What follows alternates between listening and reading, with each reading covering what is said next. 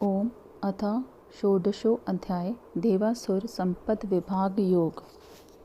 भगवान श्री कृष्ण ने कहा कि हे अर्जुन, जो निर्भीक शुद्ध अंतकरण वाले, तत्व ज्ञान के निमित्त सतत प्रयत्नशील, सात्विक दानदाता, इंद्रियों के दमन करता, अग्निहोत्रादि श्रेष्ठ कर्म करता, वेद शास्त्रों के अध्ययन करता, निज धर्म के पालनार्थ कष्ट सहने वाले, देह व अंतकरण की सरलता वाले, मन वाणी शरीर से किसी को कष्ट न पहुँचाने वाले, सत्य वह प्रियभाषी, अपकारी अर्थात बुरा करने वाले पर क्रोध न करने वाले, कर्म में कर्तापन के त्यागी, चित्त को स्थिर करने वाले, निंदा न करने वाले, जीवों के प्रति दयालु, इंद्रियों का विषयों से संग होने पर भी निरासक्त रहने वाले, कोमल लोक वह शास्त्र के विरुद्ध आचरण न करने वाले, तेज, क्षमा, धैर्य, ब्रह्म बुद्धि, किसी के प्रति भी शत्रु भाव न रखने वाले, अपनी पूज्यता का अभिमान न करने वाले, जो ऐसे पुरुष हैं वह देवी संपदा वाले हैं। देवी संपदा से युक्त होकर ही वह पृथ्वी पर उत्पन्न हुए हैं। हे पार्थ, आसुरी संपदा वाले पुरुष दंभी, घमंडी, अभिमानी, क्रोधी, कठोर और अज्ञानी होते हैं। आसुरी संपदा वाले पुरुषों के प्रमुख लक्षण हैं।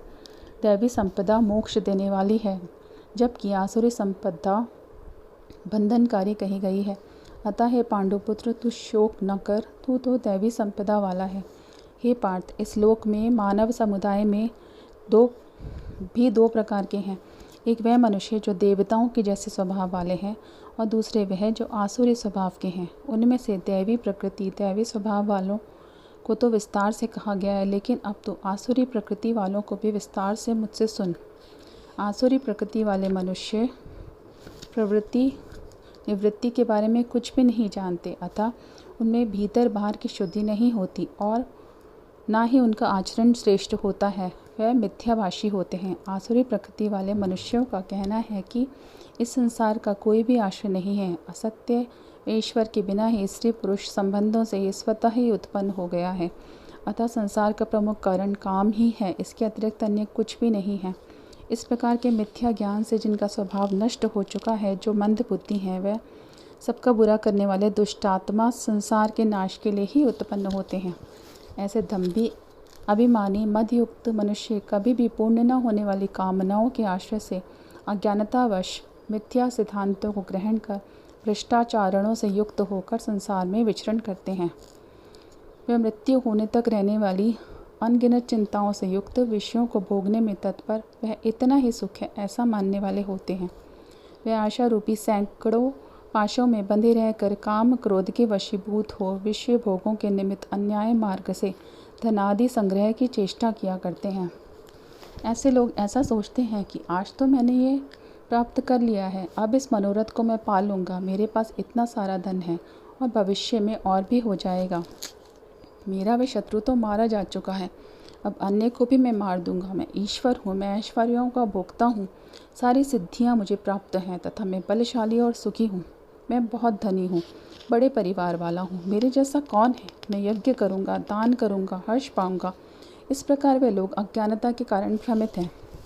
इस तरह अज्ञानता से भ्रमित बुद्धि वाले अज्ञानी मोह रूपी जाल में फंसकर विषय भोगों के प्रति आसक्त होकर घोर अपावन नर्क में गिरते हैं।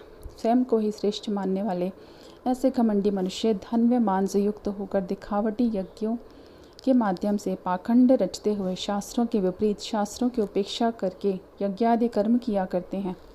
ऐसे मनुष्य अहंकार भाव, बल, घमंड, कामना, क्रोध आदि से वशीभूत, दूसरों की निंदा करने वाले और दूसरों के शरीर में स्थित मुझ अंतर्यामी से द्वेष करने वाले होते हैं।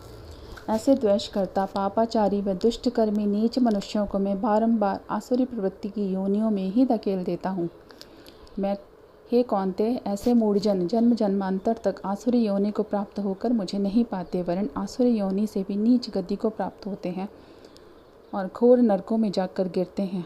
काम, क्रोध, लोभ, ये तीन नरक के द्वार आत्मा का पतन करने वाले हैं, इसलिए इन तीनों का त्याग कर देना चाहिए।